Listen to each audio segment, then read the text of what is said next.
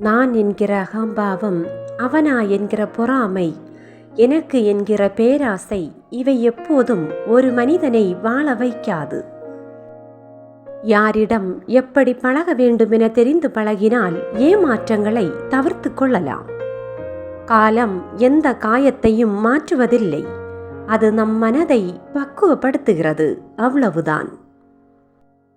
ஒழுக்கத்தோடு வாழும் மனிதர்களே உலகில் வாழும் உண்மையான தெய்வங்கள். ஒழுக்கமே உயிரின் அமுதம். உங்கள் மகிழ்ச்சிக்கும் துயரத்துக்கும் நீங்களேதான் காரணம். உன்னை தவறாக புரிந்து கொண்டவர்களை பற்றி தவறாக எண்ணாதே. ஒவ்வொருவர் மனநிலையும் வெவ்வேறானது என்பதை அறிந்து அமைதியாக இருங்கள்.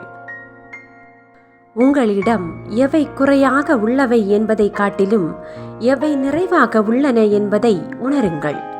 வாழ்க்கை உங்கள் வசமே. நடந்து முடிந்த எதையும் ஒருபோதும் கவனிக்காதீர்கள்.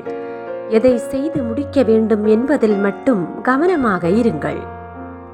நீ விரும்பினாலும் சரி, வெறுத்தாலும் சரி, காலம் கொடுக்க வேண்டியவற்றை கொடுத்தேதான் தீரும்.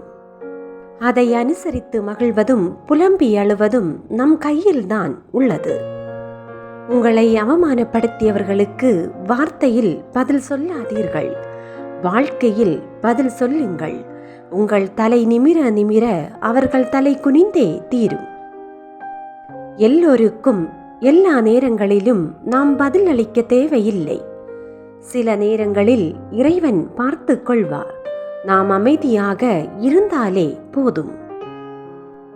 யாரையும் ஏமாற்றும் எண்ணத்தோடு பழகாதீர்கள். உறவாக இருந்தாலும் சரி, நட்பாக இருந்தாலும் சரி, உண்மையாக பழகுங்கள். உண்மை நேர்மை எல்லாம் அழியாத சொத்து. காலம் செல்ல செல்லத்தான் அதன் மகத்துவம் புரியும். கடும் உழைப்பில் செலவழிக்கப்பட்ட ஒரு நாள் நல்ல உறக்கத்தை தரும். கடும் உழைப்பில் செலவழிக்கப்பட்ட ஒரு வாழ்க்கை என்றும் அழியாத புகழை பெற்று தரும். அடுத்தவர் விரும்பும்படி பேச வேண்டுமானால் பொய்தான் பேச வேண்டும். அடுத்தவர் விருப்பத்திற்கேற்ப நடக்க வேண்டுமானால் நடித்துதான் ஆக வேண்டும். ஓடி ஓடி எவ்வளவு கோடி சேர்த்தாலும் சரி, தாயின் பாசக்கடனையும் தந்தையின் வளர்த்த கடனையும் அடைக்க முடியாது. சாவு வராமல் தடுத்து கொள்ள இவ்வுலகில் ஆகாயத்திலாயினும் கடலின் நடுவிலாயினும் மலை குகையிலாயினும் ஒளிய இடமில்லை. நமது வாழ்க்கையில் எதுவுமே நிலையானது இல்லை என்பதை உணர ஆரம்பித்து விட்டால் நமக்குள் இருக்கும் ஆணவம் காணாமலே போய்விடும். மகிழ்ச்சியின் பாதையை எங்கு தேடினாலும் கண்டுபிடிக்க முடியாது. காரணம், மகிழ்ச்சி என்பதே பாதைதான். விவேகத்துடன் வாழ்பவனை மரணத்தால் கூட அச்சுறுத்த முடியாது.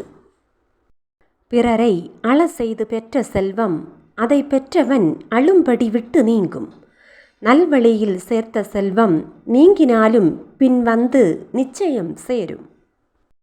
உன்னிடம் குறை கூறுபவர்கள் உன்னை பற்றியும் பிறரிடம் நிச்சயம் குறை கூறுவார்கள். ஒழுக்கம் என்பது உயிர் போன்றது. வாழ்வில் ஒழுக்கம் இருந்தால் அதன் பின் எந்த செயலில் ஈடுபட்டாலும் அதில் அழகும் நேர்த்தியும் உண்டாகும். நீ இழந்த ஒன்றை தானம் செய்ததாக நினை. அதன் பலன் நிச்சயம் வந்து சேரும். அதிக வழிகளை கண்ட உள்ளம் வாழ்க்கையில் நல்ல வழிகாட்டியாக இருக்கும். ஒவ்வொரு வினைக்கும் ஒரு எதிர்வினை உண்டு. அன்பும் சரி, துரோகமும் சரி.